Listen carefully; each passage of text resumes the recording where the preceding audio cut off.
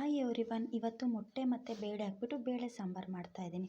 First ಒಂದು ಬಾಣಲಿ ಇಟ್ಕೊಂಡು ಬಾಣಲಿಗೆ ಎಣ್ಣೆ ಹಾಕಿ, ಎಣ್ಣೆ ಕಾದಾದಮೇಲೆ ಈರುಳ್ಳಿ, ಬೆಳ್ಳುಳ್ಳಿ, ಚಕ್ಕೆ, ಶುಂಠಿ, ಟೊಮೊಟೊ ಹಾಕ್ಬಿಟ್ಟು ಸ್ವಲ್ಪ ಫ್ರೈ ಮಾಡ್ಕೋಬೇಕು. ಸ್ವಲ್ಪ ಹಸಿ ವಾಸನೆ ಹೋಗೋವರೆಗೂ ಫ್ರೈ ಮಾಡ್ಕೋಬೇಕು.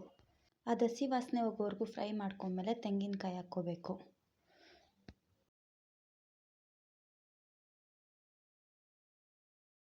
ತೆಂಗಿನಕಾಯಿ ಹಾಕ್ಕೊಂಡು ಸ್ವಲ್ಪ ಬಾಡಿಸ್ಕೊಂಡಾದ್ಮೇಲೆ ಕೊತ್ತಂಬರಿ ಸೊಪ್ಪು ಸ್ವಲ್ಪ ಜಾಸ್ತಿನೇ ಹಾಕ್ಕೊಳ್ಳಿ. ಆಮೇಲೆ ಮನೇಲೇ ಮಾಡಿರ್ತಕ್ಕಂಥ ಸಾಂಬಾರು ಪುಡಿ 2 ಸ್ಪೂನು ಮತ್ತು ಖಾರದ ಪುಡಿ, ಅಚ್ಚ ಖಾರದ ಪುಡಿ ಎಷ್ಟು ನಿಮಗೆ ಬೇಕು ಖಾರಕ್ಕೆ ತಕ್ಕನಾಗಿ ನೋಡಿ ಹಾಕ್ಕೊಳ್ಳಿ.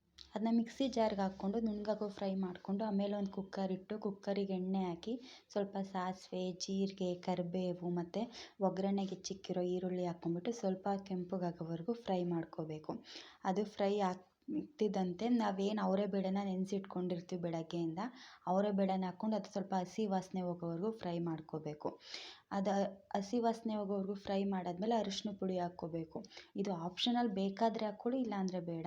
ಸ್ವಲ್ಪ ಅರಿಶಿನ ಪುಡಿನೂ ಹಾಕ್ಕೊಂಬಿಟ್ಟು ಅದು ಸ್ವಲ್ಪ ಎಲ್ಲ ಚೆನ್ನಾಗಿ ಫ್ರೈ ಆದಮೇಲೆ ನಾವೇನು ರುಬ್ಬಿಟ್ಕೊಂಡಿರ್ತೀವಿ ಆ ಮಸಾಲೆ ಹಾಕ್ಕೊಂಡು ಅದ್ರಲ್ಲಿ ಹಸಿ ವಾಸನೆ ಏನು ಜಾಸ್ತಿ ಇರೋಲ್ಲ, 1 ಮಿನಿಟ್ ಹಿಂಗೆ ಆಡಿಸಿ ಆಮೇಲೆ ನಾವು ಅದ್ರದ್ದೇ ರುಬ್ಬಿರೋ ಜಾರಲ್ಲಿ ಏನು ಇನ್ನೂ ಮಸಾಲೆ ಮಿಕ್ಕಿರುತ್ತೆ ಅದಕ್ಕೆ ಸ್ವಲ್ಪ ನೀರು ಹಾಕ್ಬಿಟ್ಟು ಆ ಜಾರನ್ನೂ ತೊಳೆದ್ಬಿಟ್ಟು ನೀರು ಹಾಕ್ಕೋಬೇಕು. ನೀರು ನಮ್ಮ ಕನ್ಸಿಸ್ಟೆನ್ಸಿ ಗೊತ್ತಾಗುತ್ತೆ ಎಷ್ಟು ಬೇಕು ಅಂತ. ಅಷ್ಟು ನೀರು ಹಾಕ್ಕೊಂಬಿಟ್ಟು ಸ್ವಲ್ಪ ಕೊತ್ತಂಬರಿ ಸೊಪ್ಪು ಮತ್ತು ಉಪ್ಪು, ನಾವು ಇನ್ನೂ ಉಪ್ಪು ಹಾಕಿಲ್ವಲ್ಲ, ಉಪ್ಪಿಗೆ ಎಷ್ಟು ನಮ್ಮ ಇದಕ್ಕೆ ತಕ್ಕನಾಗಿ ಬೇಕಷ್ಟು ಉಪ್ಪು ಹಾಕ್ಕೊಂಡು, ನಾವಿಬ್ಬರು ಇರೋದ್ರಿಂದ 3 ಮೊಟ್ಟೆ ಹಾಕ್ಕೊತಿದ್ದೀನಿ. ನೀವು ಎಷ್ಟು ಜನ ಇದ್ದೀರಾ ನೋಡ್ಕೊಂಬಿಟ್ಟು ಮೊಟ್ಟೆ ಹಾಕ್ಕೊಳ್ಳಿ.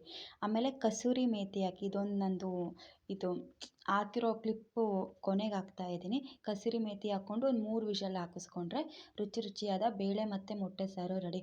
ತುಂಬ ಚೆನ್ನಾಗಿರುತ್ತೆ ಚಪಾತಿ, ದೋಸೆ ಎಲ್ಲದಕ್ಕೂ. Thank you for watching.